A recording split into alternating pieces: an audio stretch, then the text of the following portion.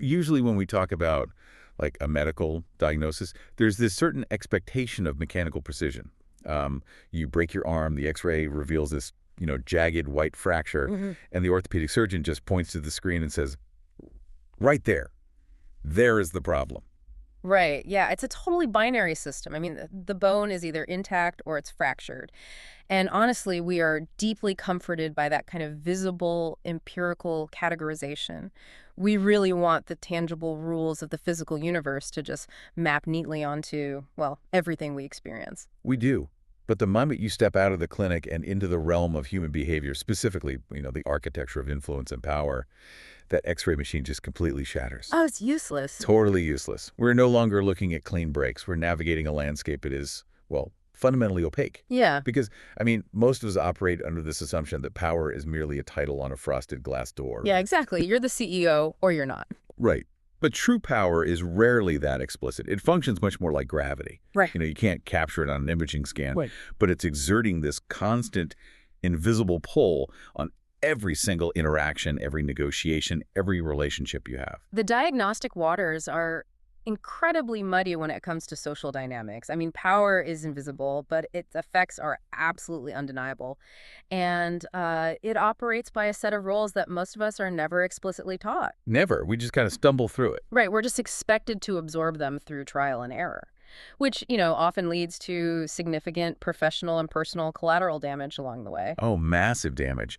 So for you listening right now, whether you're prepping for a huge board meeting or you're just inherently curious about why people do what they do, today we are dissecting a book that is, frankly, banned in massive corporate spheres. Yeah, it's highly controversial. Very. It's heavily circulated in secret and highly debated everywhere. We're doing a deep dive into Robert Greene's The 48 Laws of Power. And just to be clear, we aren't just reading you a list of rules today. No, definitely not. We are reverse engineering the psychology of manipulation, influence, and leadership. The mission here is to extract the absolute most vital nuggets from all 48 laws and really decode the behavioral science underneath them. And, the context of this text is really critical to establish right up front, because the original book relies heavily on, historical examples. We're talking about ancient emperors, Renaissance courtiers. 18th century military tacticians, all that stuff. Exactly. But for our purposes today, we are stripping away that historical veneer. We're focusing entirely on how these core principles apply to your reality right now. Yeah, your everyday life. Right. We're talking about the modern corporate hierarchy, local community politics, high-stakes negotiations, and even just, everyday interpersonal relationships.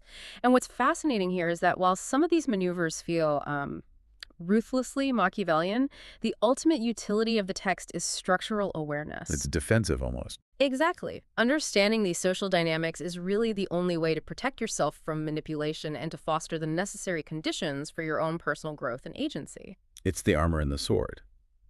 So, to give this deep dive a clear trajectory, we're going to frame everything around a central question. How do successful individuals actually gain and maintain influence, and how can you use these insights ethically in your own life? It's a great framing, because before we even get into the mechanics of wielding influence, we have to acknowledge this foundational truth. You cannot influence a void. Right. Before you can wield power, you have to exist in the minds of the people around you. If you are invisible, you are powerless. Wow, yeah. If you're invisible, you're powerless. So if crafting that presence is the first step, it makes sense that our first theme today is the currency of perception. Basically, managing how others see you. Attention is essentially the currency you use to buy a place in the social hierarchy. Yeah, and let's unpack this huge contradiction right at the start of the source material. So we have Law 6, which explicitly dictates court attention at all costs. The premise is that visibility creates an illusion of importance. If people see you, you must matter, Yep, right? that's the baseline theory, yeah. But then, almost immediately, the text introduces Law 16, which is use absence to increase respect. I love this tension. It seems completely paradoxical, right, to court attention at all costs while simultaneously advocating for absence. But this tension perfectly highlights the behavioral economics of human interaction. Okay, break that down for us. So we're looking at the interplay between habituation and desire. If you are constantly present, constantly speaking in every single meeting, constantly available via email or Slack at all hours. Always the first one to reply. Right, exactly. The people around you habituate to your presence. You just become part of the infrastructural wallpaper. Hmm. Your intellectual and social currency actually drops because human beings are neurologically wired to take abundant resources for granted. Okay, I look at it through the lens of, like, luxury branding. So a brand like Rolex or Ferrari, they absolutely need a massive billboard in the middle of Times Square, right? They need you to know they exist, which satisfies that law 6. They court attention to establish their position. Yes, the baseline visibility. But the moment you actually walk into the boutique to buy one of those watches, the shelves are half empty and there's a 3-year wait list. Yeah. And that is law 16.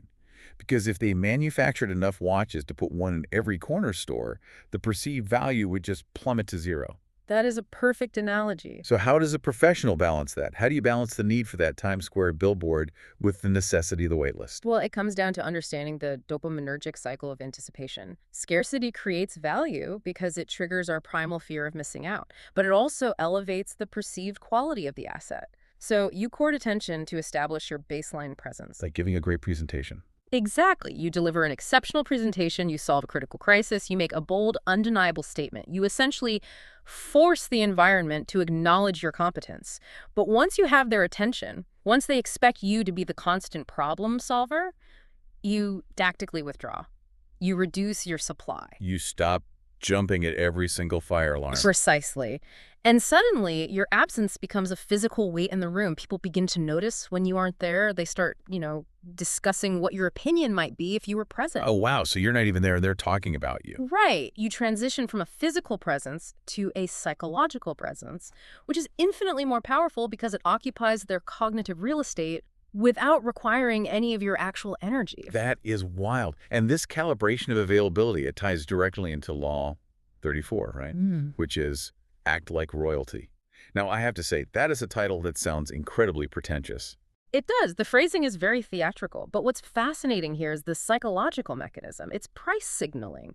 Law 34 isn't about, demanding unearned deference or just acting arrogantly. Okay, so it's not just walking around demanding coffee. No, not at all. It's about the fundamental reality that your own self-respect dictates the baseline for how the market will treat you.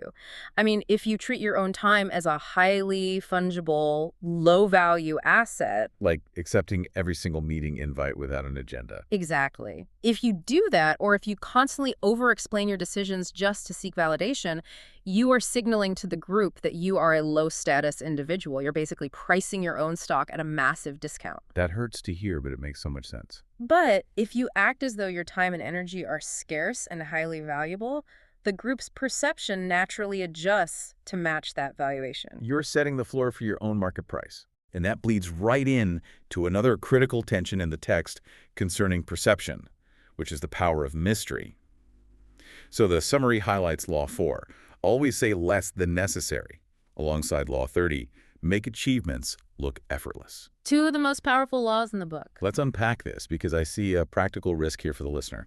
Like in a highly collaborative, modern corporate environment, if I'm just sitting silently in a strategic meeting, or if I'm executing complex projects but actively pretending I didn't even try, doesn't saying less just make me seem aloof or uncooperative or just completely disengaged? That is definitely the risk if the implementation is clumsy. But the power of Law 4 doesn't come from just being a mute. It comes from communication density. Communication density. Yeah. Okay, explain that. When you speak constantly, you are leaking data. Every word reveals your boundaries, your immediate emotional reactions, your insecurities. You're giving the people around you the exact parameters they need to categorize you and eventually to manipulate you. Oh, so you're just handing them the instruction manual to your brain. Precisely. But when you say less than necessary, you create an informational vacuum. And the human brain fundamentally despises a vacuum. We possess this innate drive for narrative closure. So when faced with silence, we project our own interpretations, our own fears, and our respect into that empty space.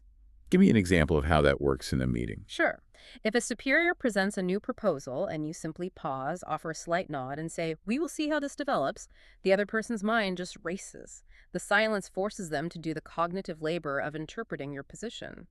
Mystery commands attention because it demands continuous mental processing from the observer. Wow. You are effectively colonizing their mind.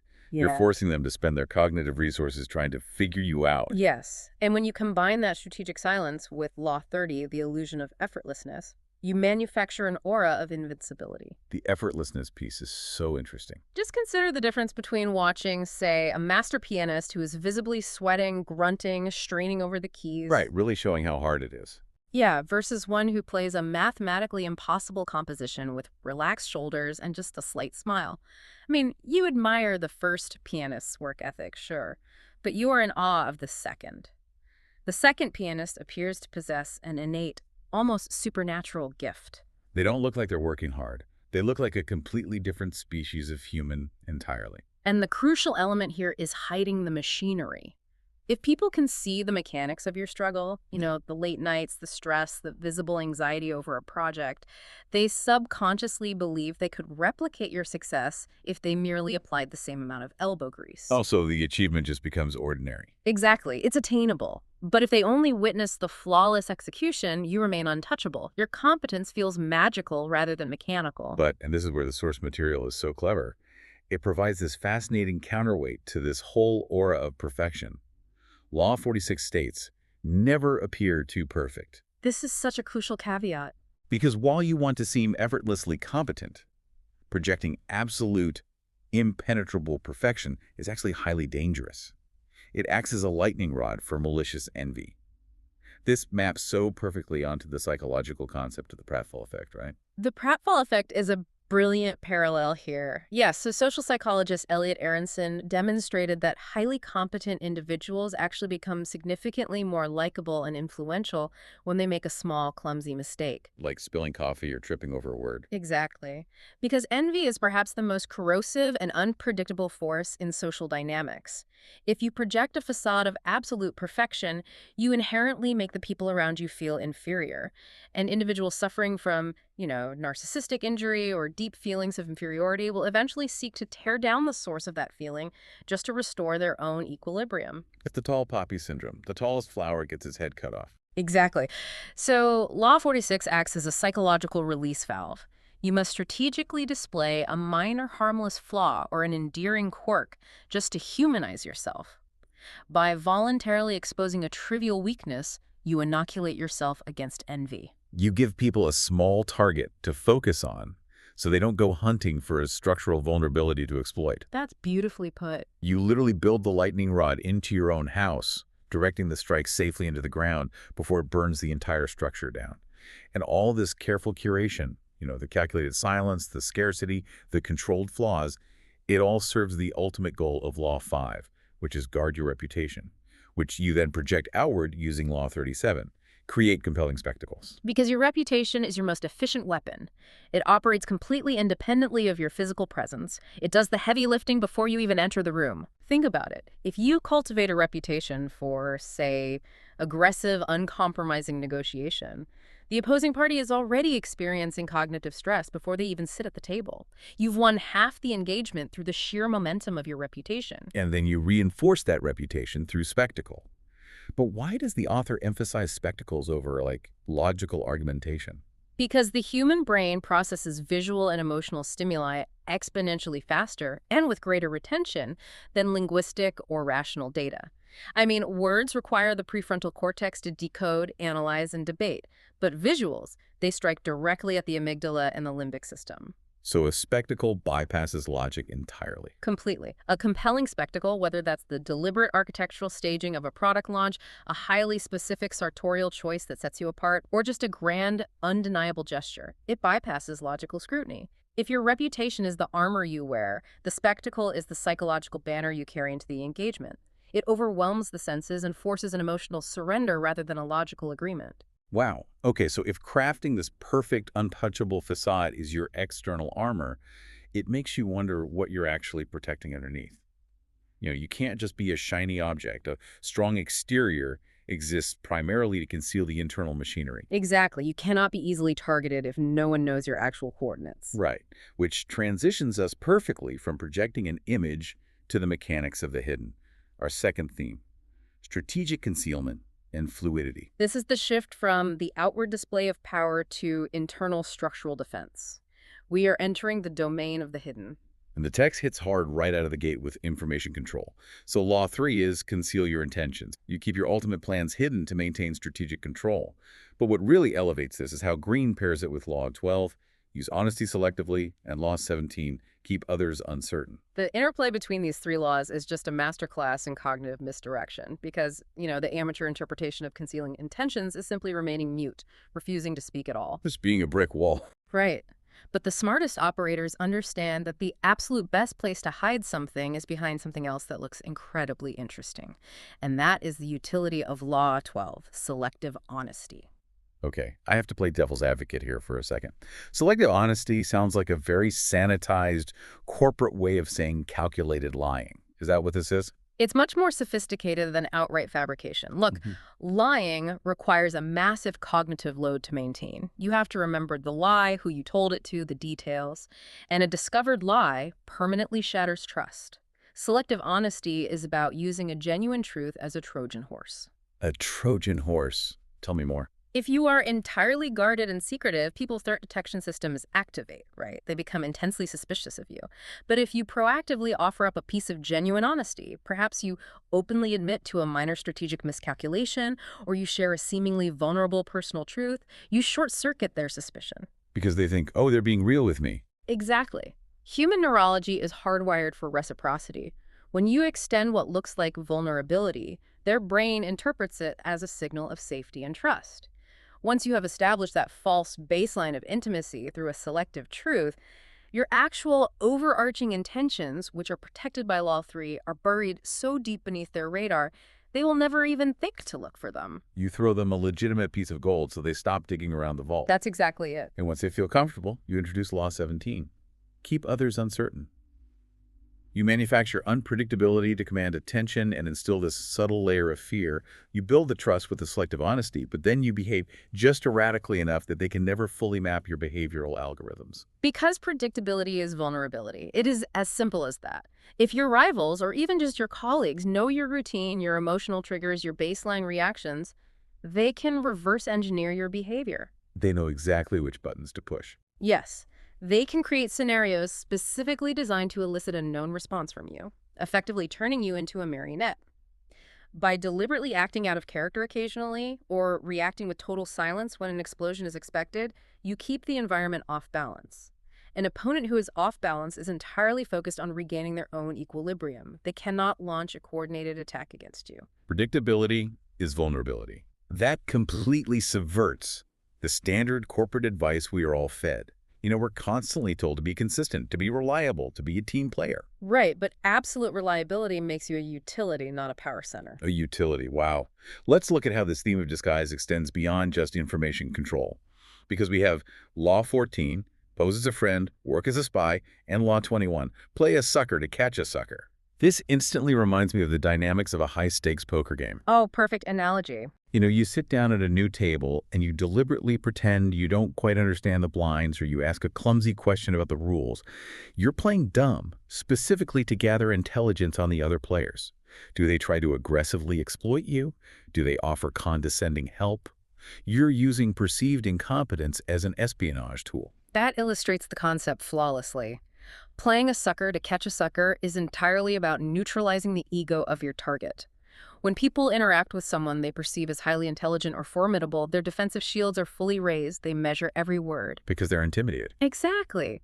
But if they believe you are harmless, naive, or just slightly less intellectually capable than they are, their ego expands. They relax. And in that state of relaxed superiority, people talk way too much. They brag. They reveal their true motives, their alliances, their weaknesses. It is a form of asymmetric warfare where you weaponize their own arrogance against them. And the text pushes this idea of fluid identity even further. We see Law 25, recreate yourself, which is the concept that you do not have to accept the default identity society or your organization hands you.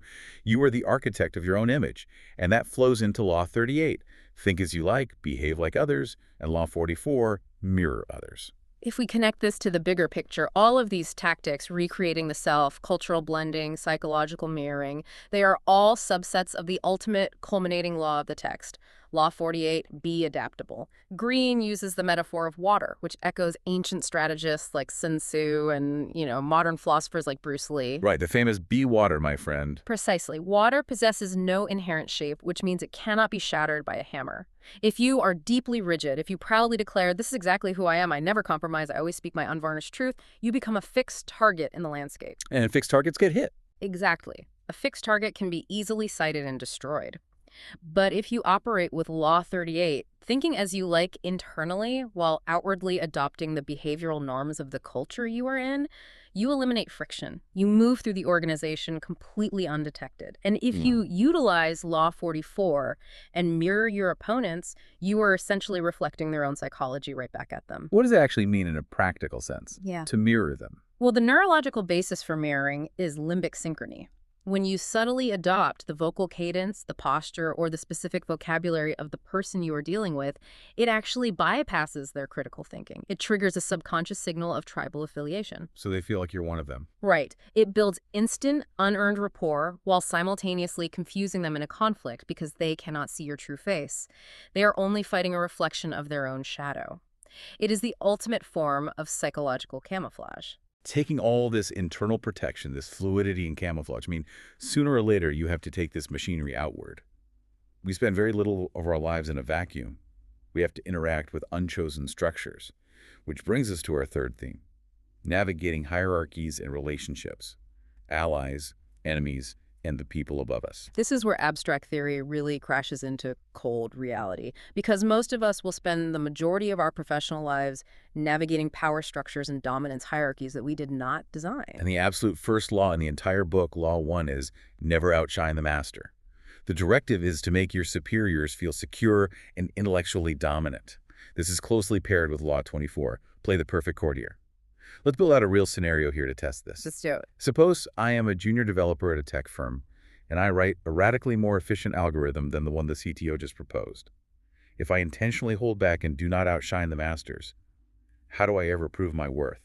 Am I not just sabotaging my own career trajectory by hiding my competence? This is exactly where the most ambitious and technically gifted individuals stumble, and often fatally. They operate under the delusion that meritocracy is an objective reality. They believe that raw competence always wins. That the best code always wins. Right. But we have to examine the psychology of insecurity and narcissistic injury. People in positions of structural power are frequently plagued by imposter syndrome or an acute fear of being displaced. If you, as a junior developer, publicly unveil an algorithm that makes the CTO's work look obsolete, you are not impressing them. You're humiliating them. You are inflicting a severe narcissistic injury. You are threatening their ego, their status, and fundamentally their survival in the hierarchy.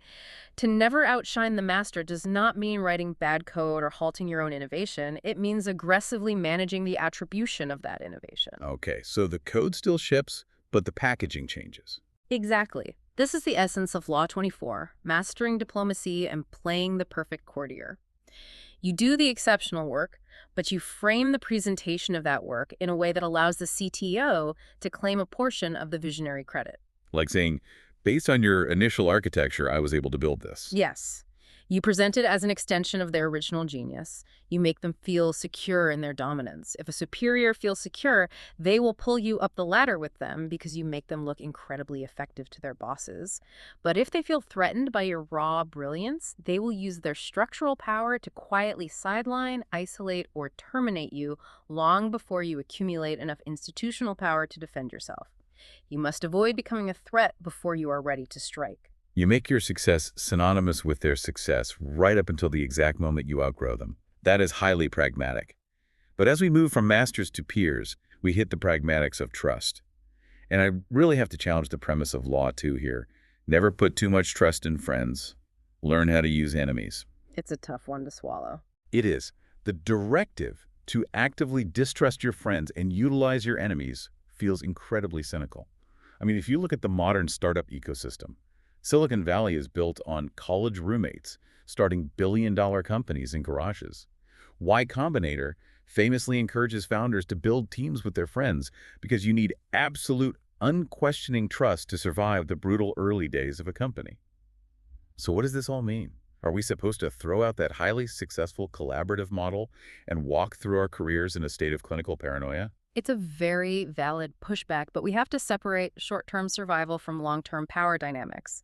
The startup model you're referencing relies on a shared existential threat, the very high probability that the company will die. Right, the 90% failure rate. Exactly. That shared terror temporarily aligns interests perfectly. But Greene's analysis is focused on the long tail of human relationships once power actually accumulates. The vulnerability of working with friends isn't about paranoia, it's about the collapse of boundaries and something called effective forecasting. What do you mean by effective forecasting? Effective forecasting is our ability to predict how we will feel in the future. Friends assume that because they are equals right now, they will be happy for each other's success later. But when you introduce a massive power imbalance, say, one friend becomes the CEO and the other is just a VP, or one receives massive media attention, the foundational equality of the friendship is shattered. And what happens then? What rushes in to fill that vacuum? Malicious envy. Friends often harbor the deepest resentment because they use you as their primary point of comparison. An enemy, conversely, operates with complete transactional clarity. If you can identify an enemy's self-interest and align it with your own, that enemy will work exhaustively to prove their worth to you. The relationship is untethered from emotional expectations. You know exactly what they want, which makes them predictable. Ah. So the motives of an enemy are crystal clear, but the motives of a friend are muddied by a decade of emotional baggage and unspoken expectations. That transactional clarity is definitely safer. And speaking of the danger of certain emotions, the text pivots to Law 10, avoid negative people. Greene doesn't view chronic misfortune as bad luck. He basically views it as an infection. He is describing the phenomenon of emotional contagion. Humans are highly susceptible to absorbing the affective states of the people around them. Individuals who are perpetually surrounded by drama, conflict, or failure are rarely just victims of a cruel universe. They're usually the subconscious architects of their own downfall. They're creating the chaos. Exactly. Their behavioral patterns actively generate that chaos. If you tether yourself to them out of pity or a desire to save them, their sinking ship will inevitably pull you under. This necessitates Law 19. Know who you are dealing with. You cannot use a universal approach to human interaction. You have to profile them. You must constantly profile your environment.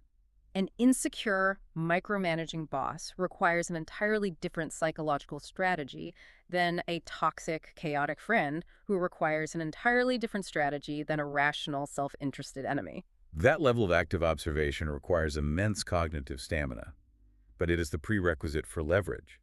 Once you map the environment and know who you are dealing with, how do you actually build leverage over them? The sources point to Law 11, make people depend on you, and Law 7, get others to do the work while taking leadership. The mechanism for building that leverage is found in the cold, unvarnished truth of Law 13, appeal to self-interest. Society conditions us to believe that people will support us out of loyalty, gratitude, or moral obligation. But gratitude has an incredibly short half-life.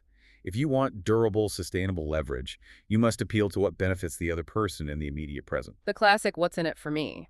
But I imagine appealing to self-interest isn't just about offering them money or promotion. Sometimes appealing to their self-interest means appealing to their ego or their deep-seated insecurities. Exactly. For some, self-interest is financial, sure. For others, it's the desperate need for public validation or the desire to punish a mutual rival. When you accurately identify their specific psychological hunger, you position yourself as the sole proprietor of the resource that feeds it. You become the supplier. That is the essence of Law 11. You create such highly specialized, unique value that the entire operation, whether it is a corporate department or a social circle, would stall without your presence. Once you establish that absolute dependency, you can safely employ Law 7, directing the labor of others while you retain the overarching leadership and vision. But you must never do this in isolation. Which brings in Law 18. Do not isolate yourself. You can't just build a fortress and pull up the drawbridge. A fortress quickly becomes a tomb if it's surrounded. Isolation deprives you of the one thing you need to survive: asymmetric information. You need eyes and ears across the entire hierarchy. If you integrate Law 13 at scale, appealing to the self-interest of a large group, you arrive at Law 27, create a following. Right. Human beings have a profound need to follow something. innate psychological need to belong to a movement, to believe in a narrative larger than themselves. If you can position yourself as the focal point of that narrative, you build an insulated base of power that protects you from the unpredictability of individual enemies. But inevitably, no matter how perfectly you manage relationships or build your following, friction is unavoidable. Sooner or later, the Cold War turns hot. There will be direct, unavoidable competition. We have to pivot to our fourth theme, the mechanics of conflict in action. How does the text advise handling the moment when diplomacy just fails? This is where the principles transition from psychological maneuvering to highly tactical execution. The first imperative of conflict is controlling the terrain of the engagement itself. The outline points to Law 8, make others come to you, and Law 31, control the options. I'm so fascinated by the illusion of choice here. By designing the options so that every available path secretly benefits you, you force the opponent to act first, but entirely on your terms. It is like asking a toddler, do you want to put your shoes on now or in 2 minutes? You do not care which they choose, you just need the shoes on. That is exactly it. It is the architecture of choice. When you go to an opponent, you are entering their territory. You are submitting to their environmental variables and their timeline. Right. If you maneuver them into coming to you, they are forced to expend energy, they must abandon their own strategic positioning, and they enter an environment where you control the lighting, the seating, and the psychological frame. But while you are forcing their hand, you must rigorously adhere to Law 26. Keep your hands clean. You cannot be the one holding the smoking gun. Leaders who survive over the long term recognize that taking direct public action on highly unpopular or messy tasks destroys their aura of authority. They utilize intermediaries. They design systems where the negative consequences fall on a proxy, allowing the leader to maintain a pristine, almost benevolent public image. And they couple this evasion of blame with Law 20, do not commit completely. You maintain plausible deniability. You refuse to formally pick a side in a skirmish. You guard your autonomy at all costs. The moment two factions go to war and you formally commit your resources to one of them, you instantly manufacture an enemy out of the other. Even worse, you become subservient to the faction you joined because they know they have captured your loyalty. Oh, because they don't have to fight for you anymore. Exactly. By remaining uncommitted, you create a bidding war for your support. Both sides will attempt to court you, offering concessions and intelligence. You retain ultimate leverage simply by refusing to choose. That is a masterclass in retaining leverage. But eventually the clock runs out. You must commit to an action. You have to execute. And the text lays out a very rigorous life cycle for taking tactical action. It begins with Law 28. Enter action boldly. I always conceptualize this like cliff jumping into freezing water. If you inch your way to the edge, looking down, calculating the drop, agonizing over every step, the fear multiplies and the execution is usually sloppy. Hesitation breeds disaster. But if you sprint and dive in boldly, the sheer confidence of the action creates its own psychological momentum. It is a perfect physical analogy for a deeply psychological truth. Hesitation signals internal weakness to everyone observing you. It tells your opponents that you lack conviction, which emboldens them to strike. Boldness, even if it is entirely a performance masking deep internal doubt, stuns the environment. It forces opponents into a reactive posture. But that boldness cannot be a reckless emotional outburst. It must be preceded by the cold calculus of Law 29. Plan all the way to the end. You have to map the second and third order consequences. Most people suffer from an action bias. They want to do something immediately to relieve the anxiety of a problem. They think one move ahead. Planning to the end requires overriding the cognitive bias of hyperbolic discounting, our tendency to prefer a small, immediate win over a massive, delayed victory. You must foresee the counterattacks, the shifts in the market, and the emotional fallout of your victory. You map the entire decision tree, and you execute that plan utilizing Law 35. Master the art of timing. The Greeks had 2 words for time, right? Chronos, which is just the ticking of the clock, and kairos, the opportune, decisive moment. Law 35 is about kairos. Exactly. Patience is arguably the most difficult psychological skill for an ambitious individual to cultivate. Striking boldly at the wrong moment is suicidal. You must wait for the exact moment when the opponent's attention is diverted, when they are emotionally depleted, or when they overextend themselves. And in that precise kairos moment, you deploy Law 23. Concentrate your forces. You do not spread your energy, your capital, or your arguments across 5 different fronts. You identify the single most critical structural vulnerability in your opponent's position, and you hit it with overwhelming density. And when you secure the victory, you now boast about it. You rely on Law 9. Win through actions, never through argument.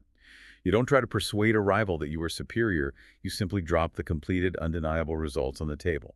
But let's flip the board for a second. What if you are the one who is cornered? What if you are facing a superior force and you are losing? We have Law 22. You surrender tactically. Yielding as a weapon feels entirely counterintuitive. It is brilliant because it is an act of psychological judo. It removes the opponent's justification for aggression. If an adversary has mobilized their resources to crush you, they are anticipating the dopamine rush of a hard-fought victory. If you suddenly and completely surrender, you rob them of the satisfaction of the fight. You literally deflate them. It causes an immediate ego depletion in the enemy. They lose their momentum. But most importantly, tactical surrender buys you the most valuable resource in conflict: time. While they relax, believing you are neutralized, you are quietly rebuilding your alliances, analyzing the flaws that led to your defeat, and preparing for the next iteration of the conflict. You bend like a reed in a hurricane instead of snapping like a rigid oak tree. Here's where it gets really interesting, though, and significantly darker. We have to look at how Greene advises dismantling the opposition entirely. We have Law 33, discover each man's thumbscrew, finding the hidden weaknesses, and Law 39, stir up waters to catch fish. This is about emotional hijacking. If you can intentionally introduce a stressor that makes someone irrationally angry, they experience an amygdala hijack. Their prefrontal cortex shuts down, they stop thinking strategically, and they reveal exactly where their armor is thinnest. Anger is a fundamental loss of executive control. If you possess the ability to dictate someone else's emotional state, you effectively control their behavior. If you stir the waters by insulting their pride or threatening your core insecurity, their thumbscrew, and they lash out blindly, you retain your calm. You observe the trajectory of their overreaction, and you capitalize on the structural mistakes they make in their rage. And if the situation devolves into an existential confrontation, the text advocates for absolute, ruthless pragmatism. Law 42. Strike the shepherd. To weaken the entire flock. Network theory dictates that most groups, no matter how expansive or intimidating, are held together by the centralized willpower or charisma of one or two key nodes, the shepherds. Yeah. If you engage in a war of attrition against the entire group, you will exhaust your own resources. If you identify and remove the central node, the entire network fragments and scatters. And if you do strike that central node, the text insists you cannot do it halfway. Law 15, crush your enemy totally. This is the law that usually makes people deeply uncomfortable because it sounds like ancient, scorched earth warfare. What is the modern psychological justification for total destruction? The justification is rooted in the long memory of human resentment. If you engage in a conflict, defeat your rival, but leave them with a shred of institutional power, a platform, or enough pride to maintain their ego, you have not concluded the war. You have merely initiated a ceasefire. They'll just wait in the shadows. They will harbor the humiliation of that defeat, it will fester into a permanent grievance, and they will wait, sometimes for years, for you to show a moment of weakness so they can enact their revenge. Crushing your enemy, totally in a modern context, rarely means physical destruction. It means systematically removing their credibility, their network, and their resources to such a degree that they lose both the capability and the desire to ever challenge you again. It is about establishing permanent finality. It is harsh, but when you analyze hostile corporate takeovers or brutal political primaries, you see that exact principle executed flawlessly. You leave no avenue for a resurgence. But let's bring this entire analysis full circle. We have dissected the manipulation of perception, the architecture of concealment, the navigation of unchosen hierarchies, and the mechanics of direct conflict. But to me, the greatest existential threat to you, the listener, is not an external rival. It is your own internal lack of discipline. Which brings us to our final theme: psychological boundaries and the trap of ego. This is the critical linchpin of the entire framework. You can achieve absolute mastery over the first 47 laws. You can manipulate your environment flawlessly. But if you lack rigorous emotional discipline, your own unchecked ego will inevitably destroy everything you have built. Let's start by looking at Law 32. Play to people's fantasies, and contrasting it heavily with Law 40, despise the free lunch. We know from behavioral science that dreams, grand narratives, and emotional fantasies are what truly motivate the masses. That is Law 32. People are desperate for a magical, effortless solution to their pain. But for yourself as the operator, you must violently reject that same illusion. Precisely. You must be willing to sell the fantasy, but you can never, under any circumstances, consume it yourself. Law 40 is a profound warning about cognitive dissonance and the sunk cost fallacy. True, durable power requires immense effort, capital, and emotional investment. When an individual or an organization offers you something for nothing, a free lunch, an unearned shortcut, a seemingly perfect opportunity with no apparent downside, there's always a concealed hook. Nothing is ever truly free. It almost universally involves a stealthy compromise of your autonomy, or the creation of an unspoken, open-ended obligation that they will call upon later. The disciplined mind recognizes that influence is constructed brick by painstaking brick. It is never granted by a lottery ticket. And a core component of that internal discipline is aggressively managing where you allocate your attention. Law 36. Ignore what you cannot have. This concept is a masterclass in the economics of attention. Giving your mental energy to an unsolvable problem or a minor insult from a rival actually transfers your power to that problem. Attention is a finite, zero-sum resource. If a detractor lobs a minor insult at you and you spend 3 days ruminating on it, obsessing over how to formulate the perfect counterattack, you've essentially surrendered 72 hours of your cognitive life to them. You have allowed them to colonize your mind. By actively, visibly ignoring a minor slight or consciously disengaging from a goal that is structurally unattainable in the present moment, you neutralize its psychological hold over you. You reclaim your cognitive bandwidth. You reclaim the energy necessary to execute Law 43. Work on the hearts and minds of others. Because ultimately, brute force and constant tactical maneuvering have a ceiling. You eventually need genuine, effective emotional connection to create lasting loyalty. But managing that ambition and that discipline gets incredibly treacherous when you are rapidly rising up the hierarchy. Let's look at the anchor effect. Suppose you get the massive promotion. You step into a role previously held by a titan in your industry. How does the text advise handling the shadow of a giant? You must immediately deploy Law 41. Avoid stepping into great shoes. This is where the anchor effect is most dangerous. If your predecessor was a massive, beloved success, the natural human instinct is to try and emulate their methodology to capture the same approval. But this is a trap. You will inevitably suffer in the comparison because they possess the invincible armor of nostalgia. People only remember the good parts. Exactly. People forget a legend's mistakes and only remember their triumphs. To establish your own sovereign power, you must sharply and visibly deviate from their established path. You must identify novel problems they fail to address and solve them using an entirely different aesthetic and strategy. You have to change the parameters of the game so that you are no longer being judged by their historical metrics. But you cannot just flip the table and change the rules overnight without sparking a revolt. No, and that is the critical caveat found in Law 45. Preach the need for change, but never reform too much at once. Humans are biologically hardwired to crave homeostasis. We hate rapid systemic disruption because it makes us feel incompetent, disoriented, and existentially unsafe. If you assume your new position and attempt to overhaul the entire organizational architecture on day one, the cultural immune system of the organization will activate, identify you as a virus, and expel you. Well, how do you do it? You must pay elaborate lip service to the history and tradition of the institution. You introduce your radical changes slowly, wrapping them in the comforting, familiar language of the past, so the transition feels like a natural, inevitable evolution rather than a violent revolution. It all circles back to managing the ego. You manage the collective ego of the organization to prevent a revolt, and you manage your own ego to prevent overreach. Which brings us to what might be the single most vital psychological insight in this entire exploration. Law 47. Know when to stop.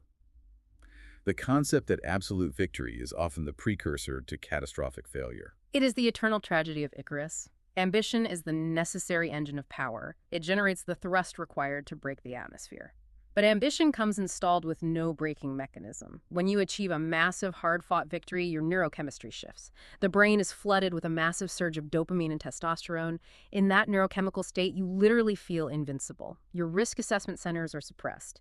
And that is the exact moment when you are in the greatest peril. You overreach. You push your forces into new markets or territories you do not fully understand, or you needlessly insult a vanquished foe just to satisfy your pride. The ultimate discipline, the absolute zenith of true power, is the cognitive override required to recognize when the objective has been achieved, to suppress the biological urge to take a victory lap, and to simply halt your advance. Knowing exactly when to terminate the pursuit. Because if you keep pushing past the point of victory, you stretch your supply lines, you generate unnecessary enemies, and the pendulum of power eventually swings back with enough force to knock you completely off the board. It is the hardest law to follow because it requires you to fight your own neurochemistry. synthesizing this entire deep dive. True power, as decoded from these 48 laws, has almost nothing to do with brute force, physical intimidation, or being the loudest voice in the boardroom. It is deeply, fundamentally, an exercise in applied psychology. It is the mastery of perception, the rigorous enforcement of emotional discipline, and the ability to think 3 steps ahead of the immediate emotional trigger. And if there is one overarching thesis I want you to take away from this analysis, it is that understanding the mechanics of these laws is your ultimate intellectual armor. You may find some of the tactics we discussed today to be excessively ruthless. You may consciously choose to never deploy them in your own life, but I guarantee you the people competing alongside you, the structures operating above you, and the rivals working against you are using them. Absolutely. When you can spot the matrix, when you recognize that a colleague is attempting to indebt you with a free lunch, or that an opponent is intentionally stirring up the waters to trigger an amygdala hijack and make you lose your composure, you instantly strip them of their leverage. Recognizing the machinery of manipulation gives you the autonomous power to deflect it. And by understanding these undercurrents, you can utilize the exact same behavioral science to become a more resilient leader, a more impenetrable negotiator, and to build an unshakable internal foundation of self-reliance. It gives you that diagnostic X-ray vision we talked about at the very beginning. You finally see the invisible gravity pulling at the dynamics of the room, and you can choose how to navigate it. Which leaves me with one final, slightly provocative thought for you to mull over today as you look at your own professional and personal landscapes. If human nature is fundamentally, biologically hardwired to respond to these exact power dynamics, from our vulnerability to the pratfall effect, to our dopaminergic response to scarcity, to our deep-seated need for tribal following, is it ever truly possible to opt out of the game of power? Or is choosing not to play just a comforting illusion, and ultimately just another way of passively surrendering your power to someone who is more than willing to play the game? That is the ultimate existential question of the text, isn't it? Something to carefully consider the next time you walk into a room. Until next time.